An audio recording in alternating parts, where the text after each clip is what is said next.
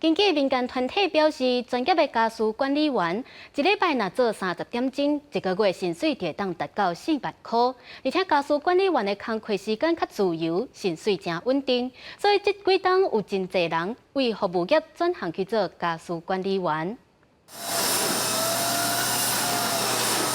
王小姐骹手溜粒摒扫客厅，每一架事拢爱清好清气。客厅完成了后，随转到便所，用器皿仔金属乳洗手台啊，摒甲遮尔清气。不过这毋是王小姐的厝，王小姐是专业的家事管理员，很自由啊，然后时间又可以搭配自己的时间，正常上下班中间还有休息的时间。时间自由是王小姐选择做这道的原因之一。长期咧培训家事管理员的皮婉如基金会统计，家管员平均每礼拜工时30点钟，月俸4万块左右。因也发现，过去5年来转到改做家管员的人，有45%拢是为服务业来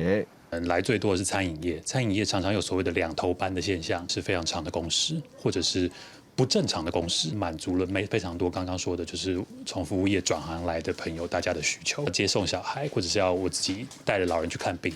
都可以满足我的需求。基金会表示，因为工时自由，5年前做这道的人是2度就业的中年妇女为主，但是这几年开始，也有少年女性因为注重生活品质，开始转到这道。而且这几年开始，社会也开始道破除替人做家事是下骹手人的传统观念。要怎么样有一些方法技巧，包含一些流程，在有效的时间里面，能够达成一个有效率的一个工作。过去社会观念，摒扫整理厝内是一种简单的工课，但是经过专业训练的家管员，因会专业规划厝内的整体整理计划，合作家事摒厝内嘛是一种专业技术的展现。